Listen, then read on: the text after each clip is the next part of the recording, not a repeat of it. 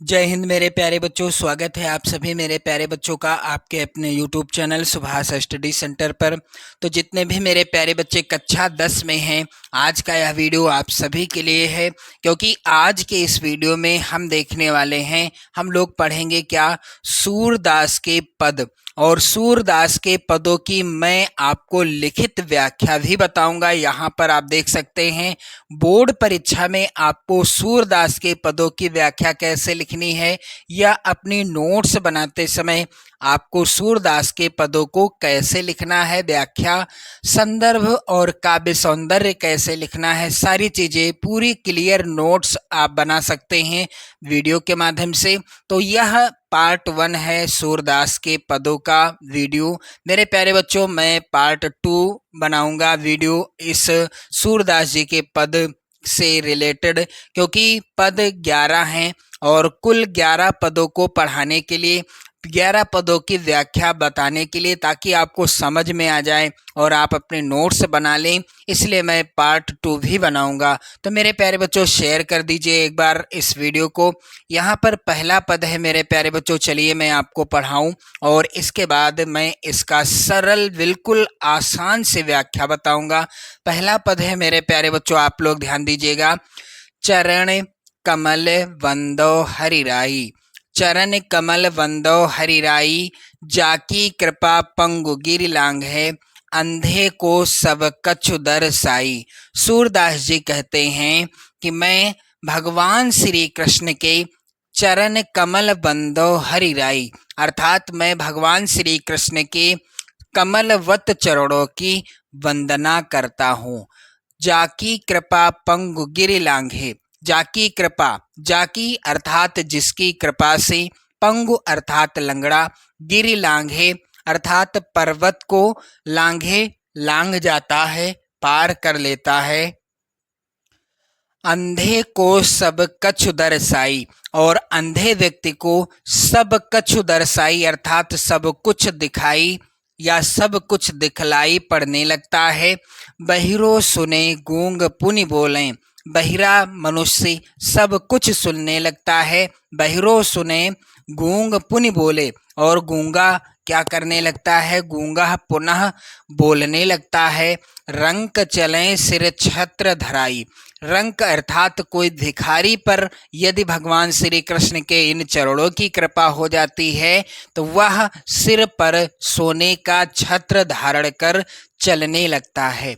सूरदास स्वामी करुणा में बार बार बंदो तेहि पाई। सूरदास जी कहते हैं कि मैं ऐसे सर्वशक्तिमान भगवान श्री कृष्ण, करुणा में अर्थात सर्वशक्तिमान यानी दयालु भगवान श्री कृष्ण की बार बार वंदना करता हूँ। चलिए मेरे प्यारे बच्चों, इस पद की लिखित व्याख्या भी देख लेते हैं। उसके पहले संदर्भ भी यहाँ पर आप लोग ध्यान दीजिएगा।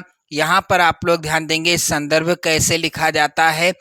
इस तरह से काले पेन से आप हेडिंग डालें संदर्भ। सबसे पहले तो पद या पद्यांश की शुरुआत के और अंतिम के शब्दों को काले पेन से जरूर लिखें। प्रस्तुत पद्यांश हमारी पाठ्य पुस्तक हिंदी आप काले पेन से लिखिएगा, के काव्य खंड भी आप काले पेन से लिखिएगा, में संकलित पद पाठ का नाम भी आपको काले पेन से ही लिखना है। शीर्षक पाठ से उद्धृत है, इसके रचयिता कौन है, सूरदास जी हैं। तो मेरे प्यारे बच्चों, सूरदास जी के सभी पदों के लिए संदर्भ सेम ऐसा ही रहेगा। प्रसंग यहाँ पर आप लोग ध्यान दीजिएगा, प्रसंग भी आपको लिखना है। प्रस्तुत पद में सूरदास जी ने श्री कृष्ण की महिमा का वर्णन करते हुए उनके चरणों की वंदना की है। अब मेरे प्यारे बच्चों, लिखित व्याख्या क्या हो जाएगी। चरण कमल बंदो हरिराई, सूरदास जी कहते हैं कि मैं उस भगवान के कमलवत चरणों की वंदना करता हूँ। जाकी कृपा पंगु गिर लांग है, अंधे को सब कछु दर्शाई, जिसकी कृपा से लंगड़ा व्यक्ति भी पहाड़ों को लांघ जाता है। अंधे को सब कुछ दिखलाई पड़ने लगता है। बहिरो सुने गूंग पुनि बोलें, रंक चलें सिर छत्र धराई। बहरा मनुष्य सब कुछ सुनने लगता है और गूंगा मनुष्य फिर से बोलने लगता है। सूरदास स्वामी करुणा में बार बार बंदौते ही पाई। सूरदास जी कहते हैं कि मैं ऐसे सर्वशक्तिमान करुणा में भगवान श्री कृष्ण के चरणों की बार बार वंदना करता हूँ। ये हो गई इसकी लिखित व्याख्या। अब काव्य सौंदर्य भी आप यहाँ पर देख सकते हो। श्री कृष्ण के चरणों का असीम प्रभाव व्यंजित है। भाषा ब्रजभाषा है, शैली मुक्तक शैली है, रस भक्ति रस, छंद गेय पद है, अलंकार रूपक है, अनुप्रास है, पुनरुक्ति प्रकाश अलंकार है, गुण प्रसाद गुण है और शब्द शक्ति लक्षणा है। मेरे प्यारे बच्चों, ये हो गई पहले पद की सरल व्याख्या। चलिए अब यहाँ पर दूसरा आप लोग ध्यान दीजिएगा। दूसरा पद क्या है? अविगत गति कछु कहत न आवे। एक बार मेरे प्यारे बच्चों जरूर शेयर कर देना। आप नोट्स बना सकते हैं, चैनल को सब्सक्राइब कर लीजिएगा। मेरे प्यारे बच्चों, सूरदास जी दूसरे पद में कहते हैं अविगत गति कछु कहत न आवे। अविगत गति अर्थात सूरदास जी कहते हैं कि निराकार, अविगत अर्थात निराकार ब्रह्म की गति अर्थात सत्ता कछु कहत न आवे अर्थात क्या है, उसकी सत्ता के बारे में कुछ नहीं कहा जा सकता। यानी उसकी सत्ता क्या है, अज्ञात है, उसके बारे में कुछ कहा नहीं जा सकता। क्यों? क्योंकि ज्यों गूंगे मीठे फल को रस अंतर्गत ही भावे। सूरदास जी कहते हैं कि जिस प्रकार से ज्यों गूंगे मीठे फल को रस, जिस प्रकार से गूंगा व्यक्ति मीठे फल के रस को भीतर ही भीतर, अंतर्गत ही भावे, भीतर ही भीतर प्राप्त करता है, उसे परम स्वाद सबही सुनिरंतर अमित तोष उपजावे। उसे उस फल का रस तो मिलता है, परंतु क्या उसे परम संतोष भी मिलता है, किंतु वाणी से व्यक्त नहीं कर सकता। क्या वाणी से नहीं बता सकता कि वह कैसा है, खाने में कैसा है, किस प्रकार का है। परम स्वाद सबही सुनिरंतर अमित तोष उपजावे।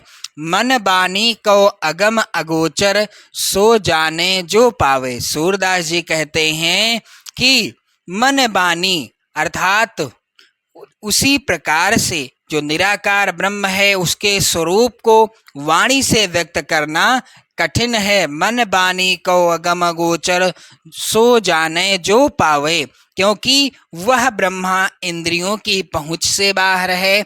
न तो उसे देखा जा सकता है, न सुना जा सकता है, न स्पर्श किया जा सकता है। उसकी अनुभूति केवल उसी को हो सकती है जो उसे पा चुका है। मन बानी को अगम गोचर सो जाने जो पावे। जो उस निराकार ईश्वर को पा लेता है उसकी गति को वही जान सकता है।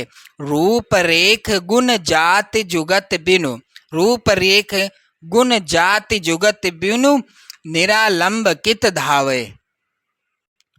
सूरदास जी कहते हैं कि रूप रेख गुण जाति जुगत बिनु अर्थात उस निराकार ब्रह्मा का ना तो कोई रूप है, ना कोई निश्चित विशेषता है, ना उसकी कोई जाति है, जाति जुगत बिनु, ना उसको प्राप्त करने के लिए कोई आधार है। तो निरालंब कित धावे, तो बिना आधार के कित धावे यानी किधर दौड़ा जाए। सब विधि अगम विचार ही ताते सूर सगुन पद गावे। सूरदास जी कहते हैं इसीलिए निराकार ब्रह्मा को सब तरह से अगम्य मानकर, क्या मानकर, अगम्य अर्थात कठिन है निराकार ब्रह्म की उपासना करना। तो सूरदास जी कहते हैं कि इसलिए मैं सगुण रूप की लीलाओं के पद को गा रहा हूँ, या मैंने सगुण रूप की लीलाओं के पद गाए हैं। मेरे प्यारे बच्चों, इसकी लिखित व्याख्या क्या हो जाएगी? चलिए यहाँ पर आप सभी लोग ध्यान दीजिएगा।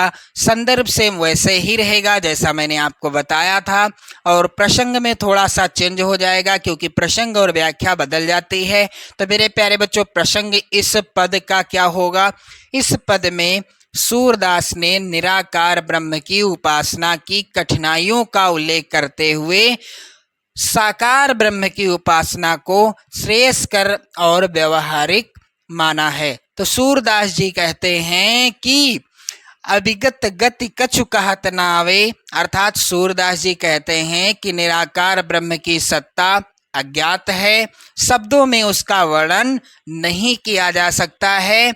और ज्यों गूंगे मीठे फल को रस अंतर्गत ही भावे, अर्थात जिस प्रकार से गूंगा व्यक्ति मीठे फल के रस को भीतर ही भीतर प्राप्त करता है, उसे उस फल का रस तो मिलता है और उसे परम संतोष भी मिलता है, किंतु वह वाणी से व्यक्त नहीं कर सकता। उसी प्रकार से परम स्वाद सब ही सुनिरंतर अमित तोष उपजावे, मन बानी को अगमा गोचर सो जाने जो पावे। उसी प्रकार निराकार ब्रह्म के स्वरूप को वाणी से व्यक्त करना कठिन है, क्योंकि वह ब्रह्म इंद्रियों के यानी वह ब्रह्मा इंद्रियों की पहुंच से बाहर है। न उसे देखा जा सकता है, न सुना जा सकता है, न स्पर्श किया जा सकता है। उसकी अनुभूति केवल उसी को हो सकती है जो उसे पा चुका है। मेरे प्यारे बच्चों, यहाँ पर आप सभी लोग ध्यान दीजिएगा। सूरदास जी आगे कहते हैं कि मन बानी को अगम अगोचर सो जाने जो पावे, अर्थात उस निराकार ब्रह्म का ना तो कोई रूप है, न कोई निश्चित विशेषता है। रूप रेख गुण जाति जुगत बिनु ताते सूर सगुन पद गावे। मेरे प्यारे बच्चों, यहाँ पर आप सभी लोग ध्यान दीजिएगा। रूप रेख गुण जाति जुगत बिनु निरालंब कित धावे। सूरदास जी कहते हैं कि उस निराकार ब्रह्मा का ना तो कोई रूप है, ना कोई निश्चित विशेषता है, ना उसकी कोई जाति है, ना उसका ना प्राप्त करने के लिए कोई आधार है। इसलिए सूरदास जी कहते हैं कि बिना आधार के कहाँ तक दौड़ा जाए। आगे सूरदास जी कहते हैं कि सब विधि अगम विचार ही ताते सूर सगुन पद गावे। इसलिए सूरदास जी कहते हैं कि ब्रह्मा यानी निराकार ब्रह्मा को सब तरह से अगम्य मानकर सूर ने सगुण रूप की लीलाओं के पद को गाया है। मेरे प्यारे बच्चों, काव्य सौंदर्य यहाँ पर आप लोग देख लीजिए ताकि आपको नोट्स बनाने में किसी प्रकार की तकलीफ ना हो। निर्गुण भक्त की अपेक्षा सगुण भक्त की महत्ता दर्शाई गई है। भाषा यहाँ पर ब्रज भाषा, यानी सूरदास जी के सभी पद किस भाषा में हैं? ब्रज भाषा में हैं। शैली मुक्तक काव्य और गेय पद शैली है। रस यहाँ पर भक्ति रस है। अलंकार यहाँ पर अनुप्रास एवं उपमा अलंकार है। चलिए मेरे प्यारे बच्चों, सूरदास जी का तीसरा यहाँ पर पद है किलकत कान घुटुरुवनि आवत। सूरदास जी कहते हैं, यहाँ पर आप लोग ध्यान दीजिएगा। सूरदास जी कहते हैं किलकत कान घुटुरुवनि आवत। श्री कृष्ण अभी घुटनों के बल चलना सीखे हैं। नंद जी का सुवर्ण निर्मित यानी सोने का निर्मित आंगन है, उसमें मणियां जड़ी हुई हैं और उधर से किलकते हंसते बाल श्री कृष्ण घुटनों के बल यानी घुटनों के बल चले आ रहे हैं।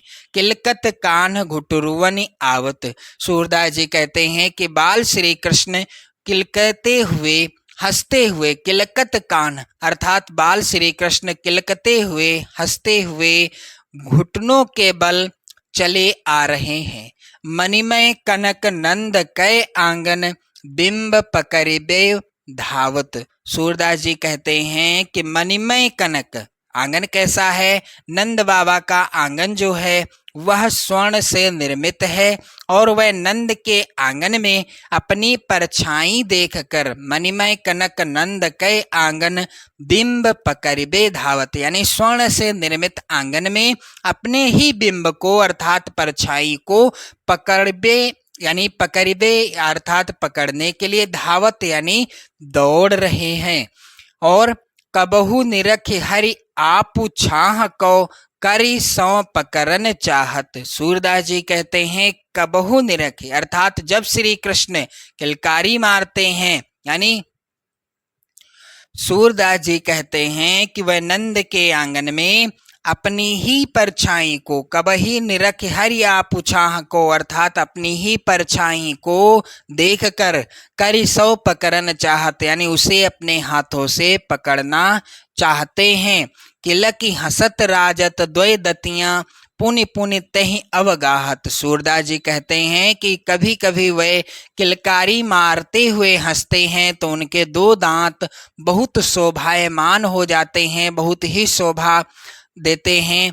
पुनि पुनि तहि अवगाहत, और वह बार बार हंसते हैं और उन दांतों को कभी दिखाते हैं कभी छिपाते हैं। कनक भूमि पर कर पग छाया यह उपमा इक राजत।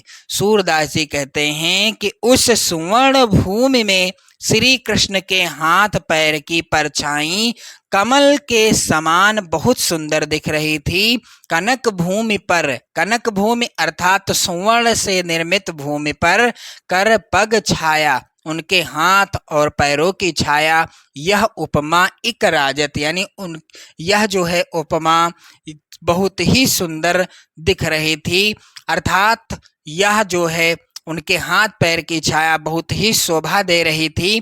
करी करी प्रतिपद प्रति मनि वसुधा कमल बैठकी साजत। सूरदास जी कहते हैं कि करी करी, करी करी प्रतिपद प्रति मनि वसुधा, अर्थात ऐसा लगता है कि पृथ्वी ने प्रत्येक हाथ रखने, प्रतिपद प्रति मन वसुधा यानी करी करे, करी करी अर्थात उनके हाथों पर क्या हुआ मेरे प्यारे बच्चों, यहाँ पर आप लोग ध्यान दीजिएगा। सूरदास जी कहते हैं कि पृथ्वी ने प्रत्येक हाथ रखने तथा पैर रखने के स्थान पर प्रत्येक मणि में श्री कृष्ण के बैठने के लिए कमलों के आसन सजा दिए हैं।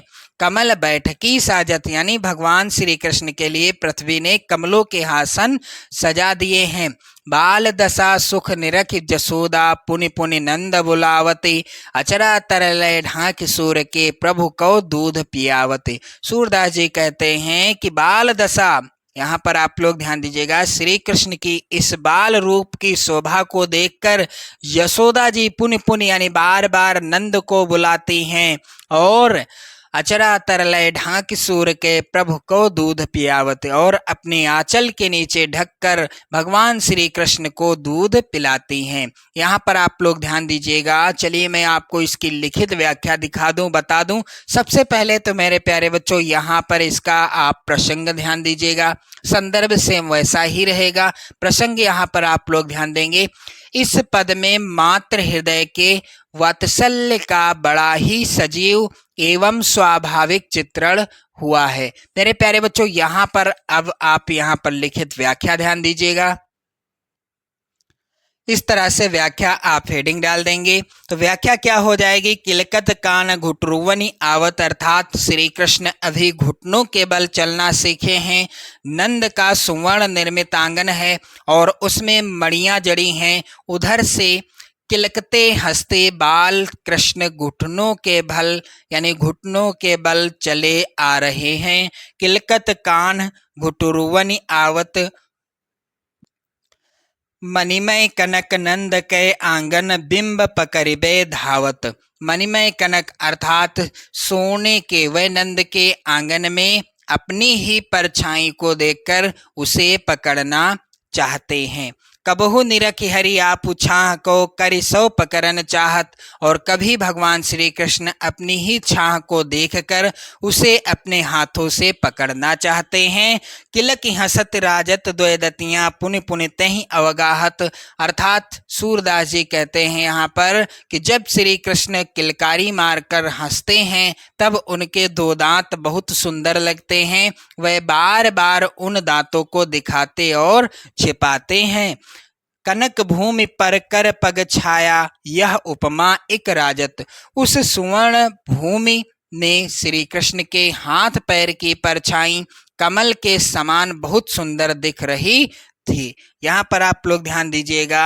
करी करी प्रतिपद प्रतिमन वसुधा कमल बैठकी साजते, ऐसा लगता है कि पृथ्वी ने प्रत्येक हाथ रखने तथा पैर रखने के स्थान पर प्रत्येक मणि में श्री कृष्ण के बैठने के लिए कमलों के आसन सजा दिए हैं। बाल दशा सुख निरख जसोदा पुनि पुनि नंद बुलावते। श्री कृष्ण की इस बाल रूप शोभा को देखकर यशोदा असीम सुखी होकर बार बार नंद बाबा को बुलाती हैं और नंद बाबा को वह सुंदर रूप दिखाती हैं। अचरा तरलय ढांक सूर्य के प्रभु को दूध पिवावते। सूरदास जी कहते हैं कि प्रिय बालक को श्री किसी की नजर न लग जाए, इसलिए इसी भय से यशोदा बालक को आंचल के नीचे ढककर दूध पिलाने लगती हैं। मेरे प्यारे बच्चों, काव्य सौंदर्य आप देख सकते हो कैसे लिखा जाएगा। बाल रूप का सजीव वर्णन है। भाषा यहाँ पर ब्रजभाषा है। प्रस्तुत जो पद्यांश है इसकी शैली अलंकारिक शैली। रस यहाँ पर वात्सल्य रस है। छंद गीत काव्य है। अलंकार यहाँ पर अनुप्रास अलंकार है। उत्प्रेक्षा एवं स्वाभावोक्ति पुनरुक्ति प्रकाश अलंकार है। मेरे प्यारे बच्चों, एक बार शेयर जरूर कर दीजिएगा इस वीडियो को। यहाँ पर चौथा पद या पद्यांश है, मैं अपनी सब गाय चरई हूँ। सूरदास जी कहते हैं कि प्रस्तुत पद में श्री कृष्ण की बाल लीला का वर्णन किया गया है और यहाँ पर भगवान श्री कृष्ण क्या कहते हैं, माता यशोदा से हट कर देते हैं और कहते क्या हैं। श्री कृष्ण रात के समय में माता यशोदा से हट करके कहते हैं कि हे माता, मैं अपनी सब गाय चरई हूँ, अर्थात मैं अपनी सब गाय चराऊंगा। प्रात होत बल कै संग जई हूँ। प्रात होत अर्थात प्रातः काल होते ही बल कै संग जई हूँ अर्थात भाई बलराम के साथ जाऊंगा और तेरे कहे न रही हूँ और मैं तेरे कहने से भी नहीं रुकूंगा। प्रात होत बल कै संग जई हो तेरे कहे न रही हो, ग्वाल बाल गायन के भीतर न कहूँ डर नहीं लागत।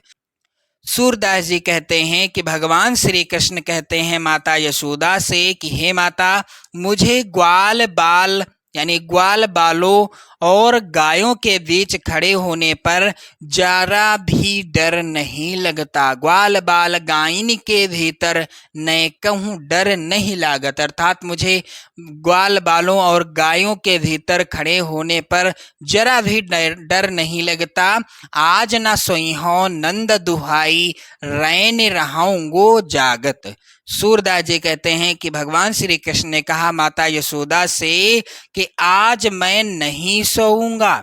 क्या कहा कि आज मैं नहीं सोऊंगा। नंद बाबा की दुहाई देकर कहता हूं कि मैं आज नहीं सोने वाला, रात भर जागता ही रहूंगा। आज न सोई हो नंद दुहाई रैन रहूंगे जागत, अर्थात मैं बाबा नंद की दुहाई देकर कहता हूं कि आज रात मैं नहीं सोऊंगा, सारी रात जागता रहूंगा। और ग्वाल सब गाय चरई हैं, मैं घर बैठो रही हूँ। सूरदास जी कहते हैं कि भगवान श्री कृष्ण ने कहा कि और ग्वाल सब गाय चरई हैं। भला यह कैसे हो सकता है कि अन्य सब ग्वालें तो गाय चराने वन जाएं और ग्वाल सब गाय चरई हैं, यानी अन्य जो ग्वाल बाल हैं वह सब गाय चराने वन को जाएं और मैं घर बैठे रही हूँ। और मैं भला घर में कैसे बैठा रहूंगा। सूर श्याम तुम सोई रहो, अब प्रात जान मैं दे हूँ। माता यशोदा ने जब भगवान श्री कृष्ण की इन बातों को सुना तो उन्होंने उन्हें समझाते हुए कहा कि बेटा अब तुम सो जाओ, सूर श्याम तुम सोई रहो अब, यानी अब तुम सो जाओ और प्रात जान मैं दे हूँ, यानी प्रातः काल होते ही मैं तुम्हें जाने दूंगा। तो चलिए मेरे प्यारे बच्चों, इसकी भी लिखित व्याख्या यहाँ पर ध्यान दीजिएगा आप सभी लोग। सबसे पहले यहाँ पर आप लोग ध्यान देंगे कि यहाँ पर प्रसंग क्या हो जाएगा इस पद का। प्रस्तुत पद में श्री कृष्ण की बाल लीला का वर्णन किया गया है। अब यहाँ पर व्याख्या क्या हो जाएगी। व्याख्या आप काले पेन से हेडिंग डाल देंगे। यहाँ पर आप सभी लोग ध्यान देंगे, मैं अपनी सब गाय चरई हूँ। श्री कृष्ण रात के समय में हट करके यशोदा माता से कहते हैं कि हे माता, मैं अपनी सब गाय चराऊंगा और प्रात होत बल के संग जई हो तेरे कहे न रही हो। प्रातः काल होते ही मैं बलराम के साथ जाऊंगा और तेरे कहने से भी ना रुकूंगा। मेरे प्यारे बच्चों, यहाँ पर आप लोग ध्यान दीजिएगा, ग्वाल बाल गायन के भीतर नए कहूँ डर नहीं लागत। श्री कृष्ण माता यशोदा से कहते हैं कि हे माता, मुझे ग्वाल बालों तथा गायों के बीच खड़े होने पर जरा भी डर नहीं लगता। मैं बाबा नंद की दुहाई देकर कहता हूँ, क्या कहता हूँ कि आज न सोई हो नंद दुहाई, रैन रहोगे जागत। बाबा नंद की दुहाई देकर कहता हूँ कि मैं आज नहीं सोने वाला, रात भर जागता ही रहूंगा। मेरे प्यारे बच्चों, सूरदास जी आगे कहते हैं कि और ग्वाल सब गाय चरई हो, मैं घर बैठे रही हूँ। सूरदास जी लिखते हैं कि और ग्वाल सब गाय चरई हैं, मैं घर बैठो रही हूँ। भगवान श्री कृष्ण ने कहा कि भला यह कैसे हो सकता है कि अन्य सब ग्वालें तो गाय चराने वन जाएं और मैं घर पर बैठा रहूं। और यहाँ पर आप लोग ध्यान दीजिएगा कि सूर श्याम तुम सोए रहो, अब प्रात जान मैं दे हो। यहाँ पर माता यशोदा ने जब भगवान श्री कृष्ण की इन बातों को सुना तो उन्होंने कहा कि बेटा अब तुम सो जाओ, जैसे ही प्रातःकाल होगी मैं तुम्हें जाने दूंगी। इस पद का भी आप लोग यहाँ पर काव्य सौंदर्य ध्यान देंगे। बालक श्री कृष्ण की बाल हठ दर्शनीय है। उनके बाल हठ के आगे माँ यशोदा को झुकना ही पड़ता है। भाषा ब्रजभाषा है, यानी जो पद है पद्यांश है ब्रजभाषा में है। और रस यहाँ पर भी वात्सल्य रस की अनुभूति हुई है। छंद यहाँ पर गीत मुक्तक का भी छंद है। अलंकार यहाँ पर अनुप्रास अलंकार है। मेरे प्यारे बच्चों, यहाँ पर आप देखेंगे सूरदास जी का 5वां पद जो कि इस प्रकार से है, मैया हो न चरई हो गाई। चौथे पद में भगवान श्री कृष्ण हट करते हैं कि मैया मैं गाय चराने जाऊंगा, तेरे कहने से घर पर नहीं रुकूंगा। लेकिन 5वें पद में सूरदास जी लिखते हैं कि भगवान श्री कृष्ण माता यशोदा से कहने लगे कि मैया हो न चरई हो गाई। माता यशोदा से शिकायत करते हुए कहते हैं कि हे माता, मैं अब गाय चराने नहीं जाऊंगा। मैया हो न चरई हो गाई, अर्थात मैया मैं अब गाय चराने नहीं जाऊंगा। सिगरे ग्वाल घिरावत मोसो, मेरे पाई पिराई। सूरदास जी कहते हैं कि भगवान श्री कृष्ण ने कहा माता यशोदा से, सिगरे ग्वाल अर्थात सभी ग्वाल, घिरावत मोसो मेरे पाई पिराए, यानी जितने भी ग्वाल हैं सभी मुझसे ही गाय चरवाते हैं और इस कारण मुझे दौड़ाते भी हैं। इस कारण मेरे पैरों में पीड़ा होती रहती है। सिगरे ग्वाल घिरावत मोसो मेरे पाई पिराए, यानी मेरे ही द्वारा सभी गायों को चरवाते हैं, मुझे ही दौड़ाते रहते हैं और मेरे पाए यानी पाँव में दर्द यानी पीड़ा होती रहती है। जो न पत्याए पूछ बल दावही, अपनी सौह दिवाई। सूरदास जी कहते हैं कि भगवान श्री कृष्ण ने कहा कि यदि तुम्हें विश्वास नहीं है तो बलराम से पूछ लो, परंतु अपनी सौगंध देकर पूछना, वो सच सच बता देंगे। यह सुनी माई जसोदा ग्वालिनी, गारी दे तिरसाई। सूरदास जी कहने लगे कि माता यशोदा ने जब अपने पुत्र की ऐसी बातों को सुना, यह सुनी माई जसोदा ग्वालिनी गारी दे तिरसाई, यानी जब ऐसी बातों को सुना तो यशोदा जी को क्रोध आ गया और वह ग्वालों को गालियां देते हुए कहने लगी। क्या कहने लगी? मैं पठवती अपने लड़का को, आवे मन बहराई। सूरदास जी कहते हैं कि माता यशोदा ने ग्वालों को गाली देते हुए कहा कि कैसे दुष्ट हैं ये सभी लोग, ये सभी ग्वालें। मैं तो अपने बच्चे को इसलिए भेजती हूँ, मैं पठवती अपने लड़का को, आवे मन बहराई, यानी मैं अपने बच्चे को इसलिए भेजती हूँ कि वह जाए और अपना मन बहला आए। और सूर श्याम मेरो अति बालक, मारत ताहि रिंगाए। सूरदास जी कहते हैं कि यशोदा माता कहती हैं कि मेरे पुत्र यानी जो मेरा पुत्र है अभी छोटा है। अभी क्या है? अभी बहुत छोटा है। मेरो अति बालक यानी मेरा पुत्र अभी बहुत छोटा है। मारत ताहि रिंगाए, और वह दुष्ट इसे छोटे से बच्चे को भगा भगा कर परेशान कर देते हैं। रिंगाई अर्थात भगा भगा कर परेशान कर देते हैं। तो चलिए इस पद या पद्यांश की लिखित व्याख्या देख लेते हैं।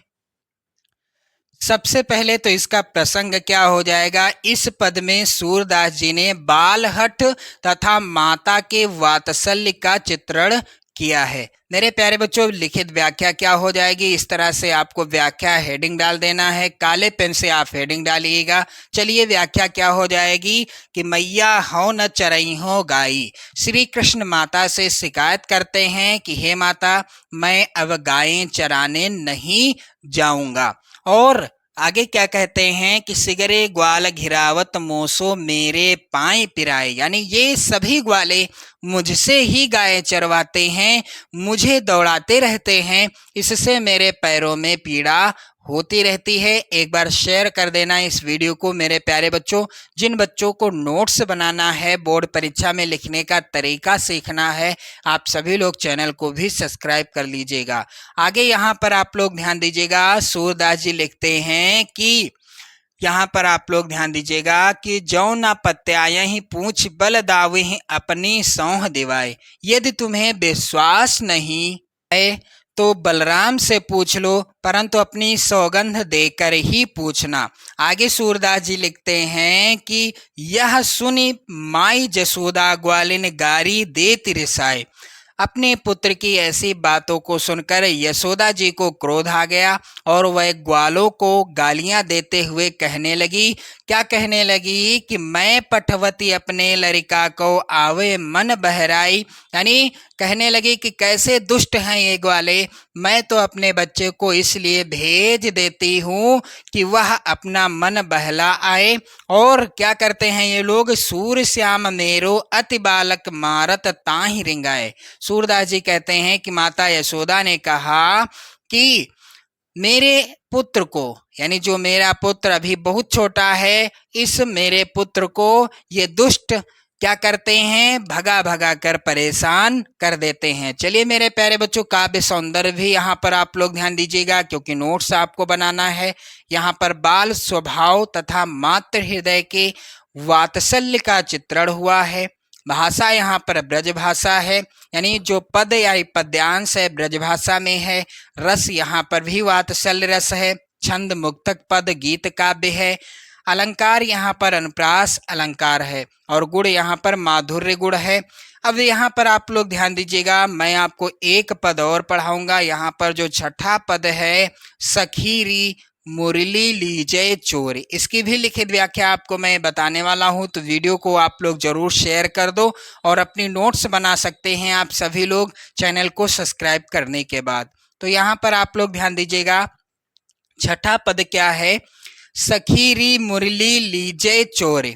यहाँ पर आप लोग ध्यान दीजिएगा, सूरदास जी कहते हैं, क्या कहते हैं कि गोपियां आपस में बात कर रही हैं। क्या बातें कर रही हैं, एक सखी यानी एक गोपी दूसरी गोपी से कहती है कि हे सखी, भगवान श्री कृष्ण की इस मुरली को हम लोग चुरा लें। क्यों, जिन गोपाल कीन्हे अपने बस प्रीति सबन की तोरी, यानी जिन गोपाल अर्थात जिस भगवान श्री कृष्ण को, क्योंकि इस मुरली ने क्या किया है, भगवान श्री कृष्ण को अपने बस में, जिन गोपाल कीन्हे अपने बस, यानी जिस भगवान श्री कृष्ण को इस मुरली ने अपने बस में कर लिया है, प्रीति सबन की तोरी, और सबके प्रेम को तोड़ दिया है, यानी हम सबके प्रेम को तोड़ दिया है। छिन एक घर भीतर निस्बासर, छिन एक घर अर्थात भगवान श्री कृष्ण क्या करते हैं कि वे इसके प्रेम में ऐसा आसक्त हो गए हैं, ऐसे पागल हो गए हैं कि छिन एक घर, यानी वह घड़ी भर के लिए भी इस मुरली को, चाहे घर में रहें या बाहर रहें, रात हो या दिन हो, निस हो या बासर अर्थात रात हो या दिन हो, और धरत न कबहू छोरे, यानी वह एक भी क्षण इस मुरली को, चाहे घर में रहें या बाहर रहें, रात हो या दिन हो, इसे अपने आप से अलग नहीं रखते। धरत न कबहू छोर, यानी इसको अपने आप से अलग नहीं करते। कबहू कर, कबहू कर अर्थात कभी इसे वह अपने क्या करते हैं, हाथों में लेते हैं। कबहू अधरनी, और कभी अपने होठों पर रखते हैं। कटि कबहू खोसत चोर। और कभी क्या करते हैं, उसे अपनी कमर में खोस कर रख लेते हैं। ना जानो कछु मेल मोहिनी राखे अंग अंग भोर। सूरदास जी कहते हैं कि गोपियां आपस में कह रही हैं कि पता नहीं क्या हो गया है, यानी ना जाने कैसा जादू कर दिया है इस मुरली ने, कौन सा मंत्र फेंक दिया है कि श्री कृष्ण के अंग अंग आकर्षित हो गए हैं। सूरदास प्रभु को मन सजनी बांध्यो राग की डोर। सूरदास जी कहते हैं कि गोपियां कहने लगी कि उनका मन जो है उसी के प्रेम में, यानी उसी की प्रेम की डोरी में बंध गया है। तो चलिए लिखित व्याख्या भी यहाँ पर ध्यान दीजिएगा आप सभी लोग। संदर्भ तो मेरे प्यारे बच्चों सेम वैसा ही रहेगा, प्रसंग थोड़ा सा बदला है। प्रस्तुत पद में गोपिकाएं मुरली से अपना सौतिया डाह जताते हुए उसे चुरा लेने की योजना बना रही हैं। वह आपस में बातचीत कर रही हैं। मेरे प्यारे बच्चों यहाँ पर आप लोग व्याख्या इस तरह से हेडिंग डाल दीजिएगा काले पेन से, और व्याख्या क्या होगी लिखित में कि सखी री मुरली लीजे चोरी, अर्थात एक गोपी दूसरी गोपी से कहती है कि हे सखी, कृष्ण की मुरली को हम लोग चुरा लें, यानी आपस में गोपियां बातें कर रही हैं। और एक गोपी अन्य गोपियों से कहती है कि हे सखी, श्री कृष्ण की मुरली को हम लोग चुरा लें। क्यों? क्योंकि जिन गोपाल कीन्हे अपने बस प्रीति सबन की तोरी, यानी जिस मुरली ने, इस मुरली ने कृष्ण को अपने वश में कर लिया है और सबके प्रेम को तोड़ दिया है। आगे यहाँ पर आप लोग ध्यान देंगे, छिन एक घर भीतर निशिबासर धरत न कबहू छोरी। और भगवान श्री कृष्ण बांसुरी के प्रेम में ऐसा आसक्त हो गए हैं, ऐसा पागल हो गए हैं कि घर बाहर, रात हो चाहे दिन हो, एक क्षण के लिए भी वह इसे अपने से अलग नहीं रखते। कबहू कर कबहू अधरनी कट कबहू खोसत जोर। वह इसे कभी हाथों में, कभी होठों पर और कभी कमर में खोस कर रख लेते हैं। और मेरे प्यारे बच्चों आगे सूरदास जी लिखते हैं कि ना जानो कछु मेल मोहिनी राखे अंग अंग भोर। ना जाने क्या हो गया है, यानी वह इसे कभी हाथों में रखते हैं, कभी होठों पर रखते हैं। पता नहीं उसने कौन सा मोहिनी मंत्र फेंका है कि श्री कृष्ण के अंग अंग उससे आकर्षित हो गए हैं। दास प्रभु को मन सजनी बांध्यो राग की डोर। सूरदास जी कहते हैं कि गोपियां कहने लगी कि और उनका मन, यानी भगवान श्री कृष्ण का मन उसके प्रेम की डोरी में, यानी मुरली के प्रेम की डोरी में बंध गया है। तो काव्य सौंदर्य भी आप लोग ध्यान देंगे। गोपियों का मुरली विषयक सौतिया डाह स्वाभाविक है। भाषा पद्यांश की ब्रज भाषा है। रस श्रृंगार रस है। छंद गेय पद है। अलंकार यहाँ पर अनुप्रास तथा रूपक और गुण यहाँ पर माधुर्य है। तो मेरे प्यारे बच्चों सूरदास के यहाँ पर आप देख पा रहे होंगे कुल 6 पदों की मैंने लिखित व्याख्या आपको बता दी है। आप लोग जो है इस वीडियो को ज़्यादा से ज़्यादा मित्रों में शेयर कर देना। 6 पद मैंने आपको पढ़ा दिए हैं। अब यहाँ पर 7वां पद है, उधव मोहि ब्रज बिसरत नाही। 8वां पद, 9, 10 और 11। यहाँ पर कुल 1, 2, 3, 4 और 5 पद बचे हुए हैं। इनकी भी लिखित व्याख्या का वीडियो, यानी लिखित व्याख्या का वीडियो जल्द से जल्द मैं आपको प्रोवाइड करा दूंगा। आप लोग कमेंट कीजिएगा, वीडियो को शेयर कर दें, अपने नोट्स बना लें। जय हिंद।